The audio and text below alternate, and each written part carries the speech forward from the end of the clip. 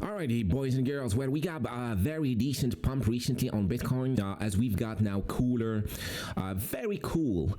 Inflation came in lower than expected, which caused the market to price in again the possibility of rate cuts. Rate cuts now is the last obstacle we've got on the road here for a very decent bull market. And you see now how the market reacts to it. I do think this is very bullish, as well as whenever we have any bearish news, even with meme coins and altcoins, we don't see them selling off anymore. So basically two things I'm looking at here, guys, if I want to hold or if I want to freak out and panic sell my cryptos.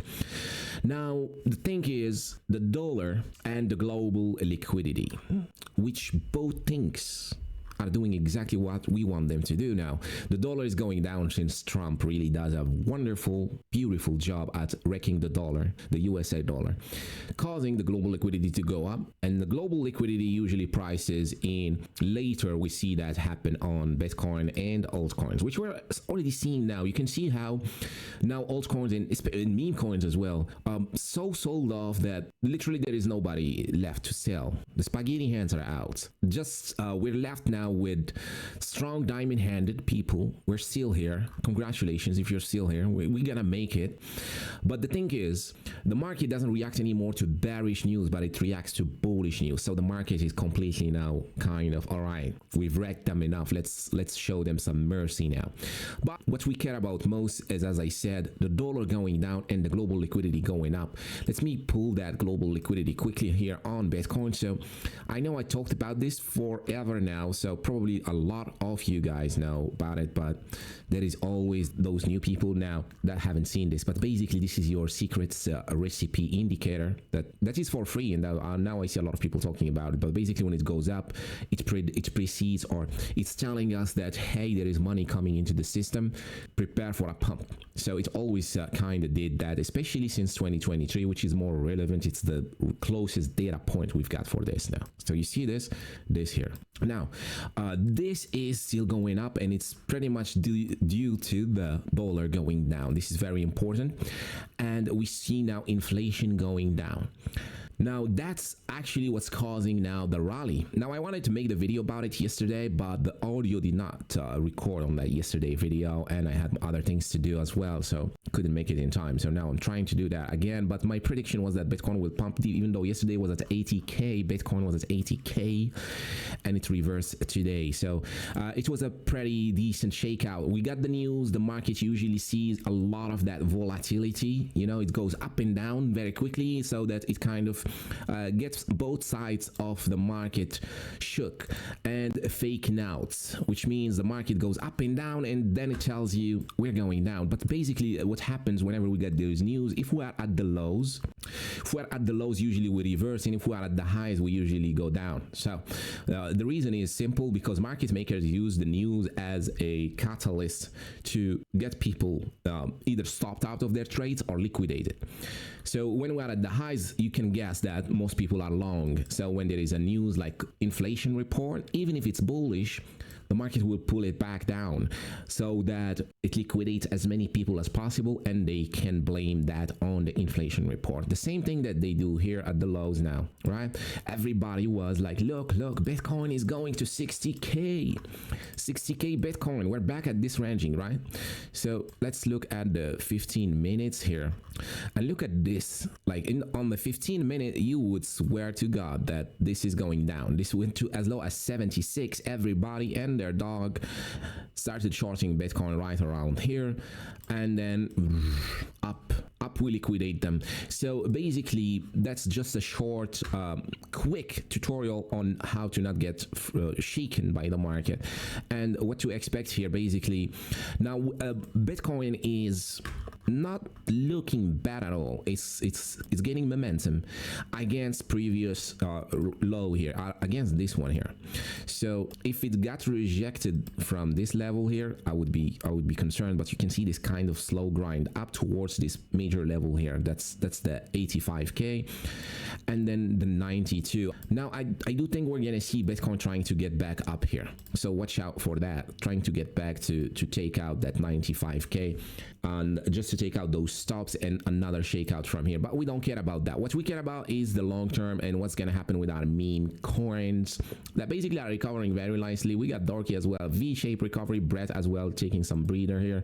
We've got Toshi as well taking a breather, Pepe taking a breather as well. We got as well Coinbase listed a meme coin that is around $20 million in its market cap. Literally means business, means that the super cycle, the meme coin super cycle, still ongoing. This meme coin was at around $15 million market cap. I do think now it went as high as 50 or 17 million. Not impressive, but we do want to see those large exchanges still doing what they're doing, because these people here, they know, they are really, if we think we know shit, these people know way more. They are way more behind the scenes. They even now, the Coinbase CEO is literally now shaking hands with Trump. So these people still listing meme coins, still doing business as usual while the market is freaking out. Now think about that for a second. But what really makes me bullish here, guys, is the dollar going down. I know it's a matter of time that this is gonna price in. It's also very normal for the people that are gonna look at this and think it's forming a bottom. Maybe we're gonna see a rally from the dollar. Actually, we've seen the same thing back in the time here. I have still the circle here. You can see how it actually did the same thing back in the days with Trump. This is Trump, right? Trump taking office, first thing, oh, let's wreck the dollar. You know, it starts to go down, and you see it kind of struggled a bit around this mid-level, but then it went whoop, straight down. And let's add a bit of that. Let's add which meme coin, which coin? Ethereum. We can add ETH. Now we can add ETH, and this is actually when it starts to soar, actually right around this corner here, around here. So that's actually when ETH started to rally. Now as well, this was 2017. Rates were around 2%, if I remember well. They were not at zero. They were at zero in 2021. So it does not matter that they should go to zero, but as long as they keep trending lower. But most importantly is the dollar, right? Other things are not as important as the dollar going down, because everything basically is priced against the dollar. Bitcoin $84,000, USA dollars, ETH $1,900. So if the dollar goes down, those go up, right? In terms of a dollar, but probably their value is not as high as soon as the dollar gets strength again. So basically that's a long story, but usually when the dollar goes down, people start to fly to assets like those, and then when the dollar is at the bottom, it's more like the Bitcoin dominance. When the dollar is at the lows, then you want to be selling stuff like cryptos and stocks and everything else to buy the dollar. So that's the most important thing, plus the global liquidity going up. So that's very important. This is major data. Now we have the FOMC meeting. So on Wednesday, we're going to have the US Federal Reserves of America talking about, will they raise rates? Will they do nothing and wait for the next month's data? Or will they increase rates? God forbid. So we don't want them to increase rates. We want them to lower the rates. Now there is a high chance that they will lower, not this meeting, but probably now the market is expecting June. So, but the market is always forward looking, which means if we are expecting, it's like buy the rumor, sell the news. If we're expecting June rate cuts, then the market will start to rally leading towards it. But then the real impact of the lower rate cuts is going to happen later on. So that as well tells us that we might have a bull market more like 2017, where we actually lasted a year after the bull market, or after the post-halving year. So I personally don't want it to last that long. I want the bull market to stop this year. I'm just tired. I want to take a break, but it seems like there are two camps. We might have the 2021 type, which is we're going to have another dead cat bounce to 114K Bitcoin, and this is when we get the altcoin season. This will end by August. This will be cool, but I do think with the rate cuts, if they do drag them till June, then we're pretty much lasting until beginning of 2026, then we drop. So those are two scenarios we can be looking at. Whatever suits suits you, that's the one you want to pray for to happen. And I pretty much would be happy with both scenarios. It's just that we're gonna drag it a bit longer if we actually keep going till 2026. And being in the trenches one more year can be really tiring. But what I wanted to show you here is in 2017 as well, the same thing happened. This is 2017 December. This is our monthly candles. This is 2017 ended with a blow off top on Bitcoin. Then January we started seeing the sell-off. But if we add something like, let's say, ETH actually kept rallying until January, so 1 month ahead of Bitcoin. And because of money rotation, things rotate differently. So what kind of alt we had there? We had XRP probably at that point as well. XRP went nuts. Now, if we add Dogecoin as well, Dogecoin kept running until January. So pretty much that's what we could be looking at. But the good news is we pretty much are bottom. So whatever way you look at it, if you compare it to 2021, then you are at the bottom. If you compare it to 2017, you are at the bottom. And looking at what we're looking at here with the data and everything coming up, we are as well at the bottom. And one thing as well I forgot to mention is the fear and greed index, right? So these retail people cannot chill, even though we are the retail. But let's if we're not freaking out today as retail, we are not in this. We're not among these that are fearful today, right? I'm still holding, and I feel the fear, but I'm just holding because you gotta stay rational in this market. You gotta think what's gonna happen most likely, why people are fearful. And people are fearful for no reason. Basically, it's because Trump is shaking people out, right? Trump is like your toxic friend that texts you multiple times a day different things, right? So they have the tariffs coming up, and the tariffs each day we have. The morning is we gotta have the tariffs, in the evening we're not gonna have the tariffs. So that's what's causing the market to be very fearful, and it's irrational because you are pretty much following something irrational because you're betting on one guy pretty much decision, and pretty much that guy is not the best stable guy ever you could count on giving straight up policies. A lot of people are especially those institutions and businesses, are pretty much posing everything, just waiting for what Trump is gonna do. And banks, I know people actually that work in banks that literally some banks are actually stopping a lot of their processes just because they want to wait for what Trump is gonna do. So it's pretty much irrational fear. If we think about it, it's just that Trump wants to inject this fear in the market, show the world that he means business so that other countries can drop their rates and match up with the rates that the US offers back. And since they have way more rates against the US, which is as well ridiculous. Anyways, now that's what's causing the fear. Now, because the fear is this low, this also is another bottom signal. We got so many bottom signals. This is also a bottom signal. Now, I wouldn't be surprised to see a relief rally at least. But if we follow 2021, it's most likely a ranging time until April, pretty much end of April, we start to rally.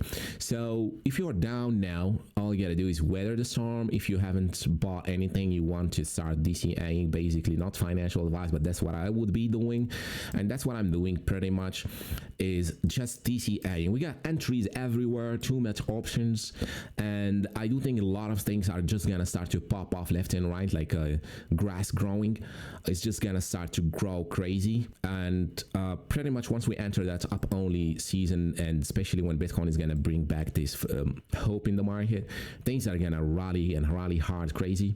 Now you can see even Coinbase is listing Memecoins, right?